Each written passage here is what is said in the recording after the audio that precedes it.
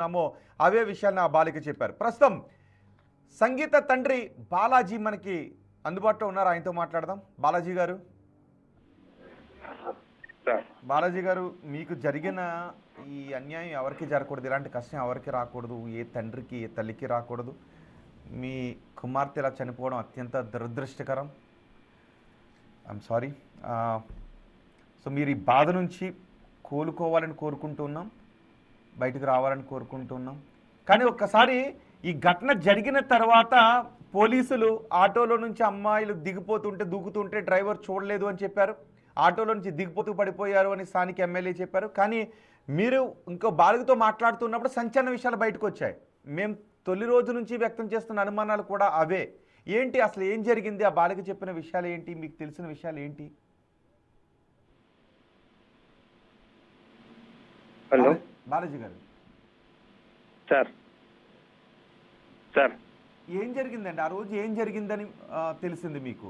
మీ మీ enquiry sir మాకు 9 గంటలకు madam phone చేసింది సార్. మీ పాప ఇట్లా పడ్డది, మన హాస్పిటల్లో ఉంది, మీరు బాన్సోడా వచ్చేయండి అని చెప్పింది సార్. చెప్పిన ఒక 15 నిమిషాలకు మాకు మళ్ళీ వేరే వాళ్ళు ఫోన్ చేసి చెప్పారు సార్ మీ పాప చనిపోయిందని. మేము వచ్చే వరకు అంటే సార్ మా పాప విఘాత శివమయ హాస్పిటల్లో పడ్డది సార్. అక్కడ హాస్పిటల్లో డెడ్ బాడీ ఉన్నప్పుడు ఆ డెడ్ బాడీ దగ్గర సబ్ కలెక్టర్ మేడం గారు ఉన్నారు, ఎమ్మెల్యే గారు ఉన్నారు, కానీ హాస్టల్ వార్డెన్ కానీ ప్రిన్సిపల్ కానీ లేరు సార్. మాకు చాలా బాధ అనిపించింది సార్. ఓకే, ఏం చెప్పారు మీరు అక్కడికి వెళ్ళిన తర్వాత? ఫస్ట్ హాస్పిటల్ దగ్గర మీకు చెప్పిన వివరాలు ఏంటి సార్? మీ పాప ఇట్లా ఆటో రేపు 26 జనవరి ఉంది, మన ఫర్నిచర్ తీసుకొచ్చినప్పుడు మీ పాప పక్కన ఉండే ఇట్లా ఆటోల నుంచి చైర్లు దించుతున్నప్పుడు ఆ చైర్స్ పడ్డాయని మాకు ఫస్ట్ ఇన్ఫర్మేషన్ తెలిసింది సార్. దాని తర్వాత హాస్పిటల్కి వచ్చిన తర్వాత ఇట్లా పాప ఇట్లా ప్రిన్సిపల్ గారి మేడం ఇంట్లో పూజ ఉండే వరలక్ష్మి రథం, ఆ రథం కోసము వాళ్ళ స్కూల్ నుంచి చైర్స్ ఒక ఆటోలో తీసుకుపోయింది ప్రిన్సిపల్ మేడం గారు. తీసుకుపోయి పూజ అనంతరం ఆ చైర్స్ ను మళ్ళా స్కూల్ కు తీసుకొచ్చి ఆ పిల్లలతో దించిపిచ్చిన తర్వాత ఆ హాస్టల్కు వచ్చినటువంటి ఆటో డ్రైవరు మరియు ఆయనతో పాటు ఇంకొక వ్యక్తి దుర్గా అని మా పిల్లలకు తిన్న తర్వాత వాళ్ళు బయట ఉన్నప్పుడు మీరు ఎక్కండి ఆటోలో, నేను గేట్ వరకు దించుతా అని చెప్పడంతో పిల్లలు ఎక్కడం జరిగింది. మరి ఎక్కిన తర్వాత 6 మంది పిల్లలకు ఆయన ఆటోలో గిచ్చడం చిలకడం చేయడం వలన రన్నింగ్ లో ఉన్న ఆటోలో నుంచి ఒక్కొక్క విద్యార్థి ఆ ఆటోల నుంచి దుంకడం జరిగింది సార్. ఆ దృశ్యాలు చూసిన తర్వాత కూడా మా పాప ఏదైతే ఐదవ పాప దిగిన తర్వాత మా పాప 6వ నంబర్ పాప ఆటోలో స్పీడ్ బ్రేక్ వచ్చినప్పుడు ఆ ఆటో 50-60 స్పీడ్ లో ఉన్నప్పుడు ఆ స్పీడ్ బ్రేక్ వచ్చినప్పుడు ఆటో జంప్ కావడం వలన పాపకు ఆటో లోపలనే రాడ్లు తగిలి పాప లోపల నుంచి కింద పడిపోయిందని మాకు తెలిసింది సార్. ఎంతమంది అండి? పోలీసులు 4 అన్నారు, మీతో ఒక బాలిక మాట్లాడుతూ 6 మంది అని చెప్పారు సార్. మాకు కూడా ఫస్ట్ రోజున ముగ్గురే అని చెప్పారు సార్. దాని తర్వాత సమయం గడిచిన కొద్దీ సార్ జెన్యూన్ గా రిపోర్ట్ ఉన్నట్టు రిపోర్ట్ అనేది బయట వచ్చింది సార్. ఎందుకంటే సార్ ఆ ఆటోలో డ్రైవర్ తో పాటు ఇంకొక వ్యక్తి అతను బలవంతంగా పిల్లలకు ఎక్కించుకొని 6 మందిని పిల్లలకు ఇట్లా చేయడం వలన సార్ ఆ ఆటోలో రన్నింగ్ ఆటోల నుంచి దుంకడం జరిగింది సార్. బాలాజీ గారు, ఆటోలో డ్రైవర్ తో పాటు ఇంకో వ్యక్తి ఉన్నాడా? ఉన్నాడు సార్, దుర్గా అని ఒక పిల్లవాడు ఉన్నాడు sir. Durga, okay sir. Sir so ఆ వ్యక్తి మిస్బిహేవ్ చేసే క్రమంలోనే వాళ్ళు దూకేశారు, రైట్? దుంకేశారు సార్. ఎందుకంటే సార్ తోటి ఉన్న వాళ్ళు 6 మెంబర్స్ లో సంగీత చనిపోయింది, కానీ ఆ 5 పిల్లలు సార్ ఒక్కొక్కరితో మృతి చెందిన ఫస్ట్ రోజు తర్వాత కానీ సెకండ్ రోజు తర్వాత అందరికి ఫోన్ చేసి అడిగితే మాకు జెన్యూన్ గా రిపోర్టు ఉన్నది ఉన్నట్టు తెలిసింది సార్.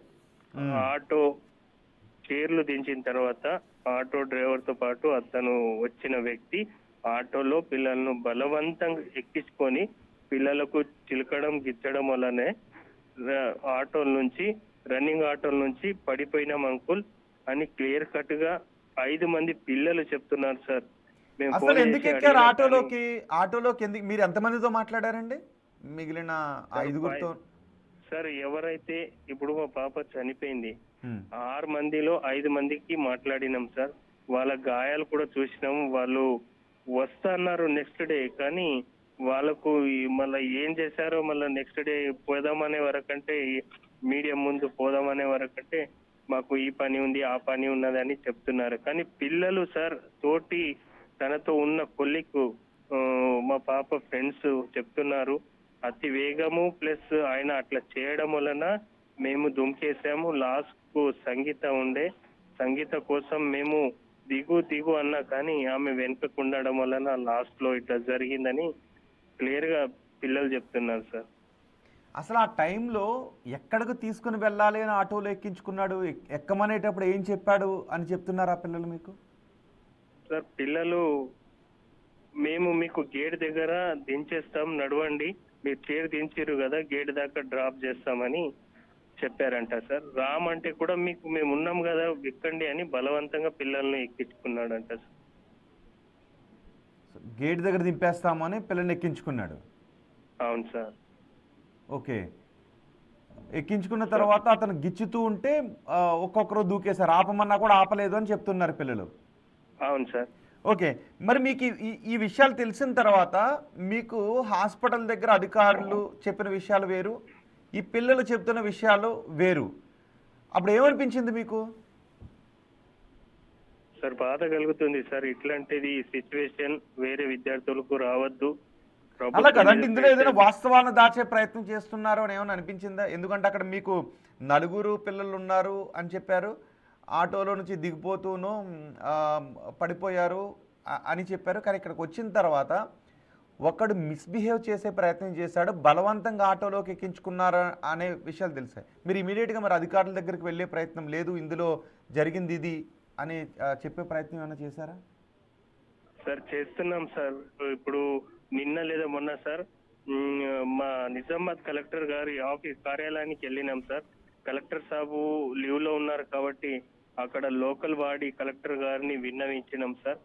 విన్నవించాక మా జిల్లా కలెక్టర్ లీవ్ లో ఉన్నారు కాబట్టి నిజామాబాద్ జిల్లా కలెక్టర్ అయినటువంటి గౌరవ త్రిపాఠి గారి దగ్గర కూడా ఈ రోజు ఇప్పుడు ప్రజెంట్ లో ఉన్నాం సార్. మేడం కూడా ఎలక్షన్ వర్క్ లో బిజీ ఉండడం వల్ల లాస్ట్ రోజు నామినేషన్ ఉంది కాబట్టి మేడం టైం పడుతుంది అంటే వెయిట్ చేస్తున్నాం సార్. రైట్ అండి బాలాజీ గారు, మీరింత బాధలో ఉండి కూడా వాస్తవాలు ఏంటి, ఏం జరిగింది అనేది బిగ్ టీవీకి అందుబాటులోకి వచ్చి చెప్పే ప్రయత్నం చేసినందుకు మీకు న్యాయం జరగాలి అని బిగ్ టీవీ కోరుకుంటుంది. బిగ్ టీవీ కూడా ఇందులో వాస్తవాలు ఏంటో బయటకు తీయాలి అని అనుకుంటూ ఉంది. బిగ్ టీవీ ఈ విషయం పైన వాస్తవాలు సేకరించే ప్రయత్నం చేస్తూ ఉంది. ఆ రోజు అందులో ఆటోలో నుంచి పిల్లలు పడిపోయారని చెప్పినా బిగ్ టీవీ నమ్మలేదు, దిగిపోయారని చెప్పినా బిగ్ టీవీ నమ్మలేదు. ఆ దృశ్యాలు చూసిన తర్వాత ఇందులో ఏదో దాస్తూ ఉన్నారు, ఏదో ఉంది అని బిగ్ టీవీ అనుమానించింది, వాస్తవాలు తెలుసుకునే ప్రయత్నం చేసింది. ఈ వాస్తవాలు తెలుసుకునే ప్రయత్నం చేస్తున్న క్రమంలో కొన్ని సంచలన విషయాలు వెలుగులోకి వస్తూ ఉన్నాయి. చూడండి ఒకసారి, అదిగో మొదటి బాలిక దూకి పడిపోయింది, ఈడ్చుకుంటూ వెళ్ళిపోయింది ఆటో. ఆ తర్వాత ఇంకొంచెం దూరం వెళ్ళిన తర్వాత